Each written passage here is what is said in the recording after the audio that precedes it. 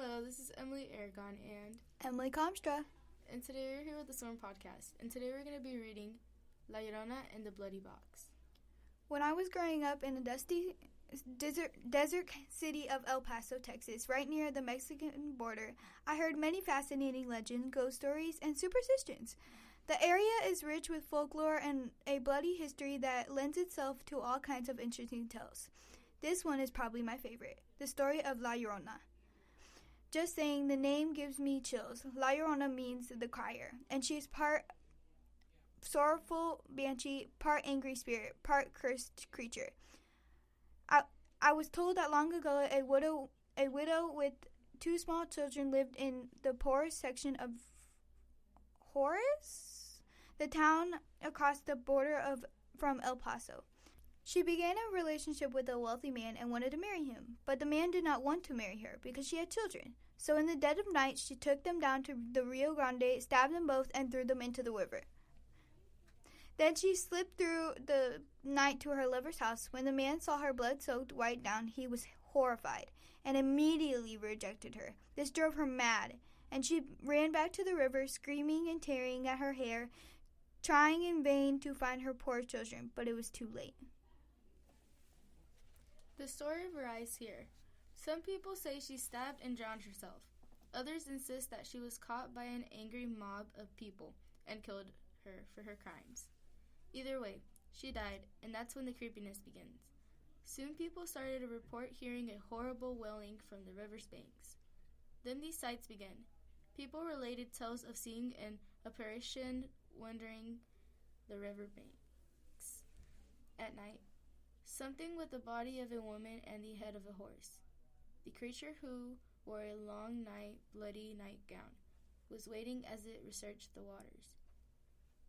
The locals said that it was the spirit of a woman, cursed to wander the banks of Rio Grande for all eternity, wearing a horse's head and punished for her awfulness sins. To this day, whenever someone is found drowned in the Rio Grande, which happens constantly, people whisper that La Llorona is still lonely and looking for company. I had a freaky, mysterious experience out there once. We drove over a bridge across the river to the darker side and got out to look around a little bit. One friend yelled out that he was startled. We saw him hurl something around the bridge and come running back toward the car, yelling at us to get in and go.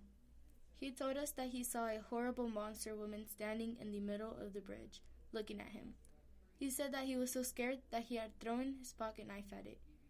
As we headed back over the bridge, we suddenly stopped laughing, as we found our way blocked by a box that was sitting in the very center of the narrow bridge. There was no way it was there before, or we wouldn't have been able to get over the bridge in the first place. We were all scared, witless, so half of us got out to move the box. We could see dark liquid dripping down the sides, and we lifted the lid. We freaked. It was filled with the sides. It was filled with bloody organs, piece of bone, hair, and other stuff. I recall clearly seeing an eyeball. We sped out of there as fast as we could and pulled over at the first place we found, an old bar, where we ran in asking to use the phone. We were all panicked and freaked. We called the cops, who came out and met us and asked us to lead the way. To our surprise, the bloody box was still there. We half expected it to have disappeared. As soon as they opened the box, the cops unholstered their guns and called for backups. More cops came, and they took statements from us. And then we had to leave. The only explanation they gave us was that maybe it was leftover bait by a fisherman. That was one of the most bizarre things that has ever happened to me. My friend still insists that he saw La Llorona, and he's convinced that she left the box there for us. My other friends think that we almost stumbled across a murderer who was dumping what was left of his victim. Another friend even has a theory that someone was leaving an offering for La Llorona. I don't know what I believe, but that was something I'll never forget.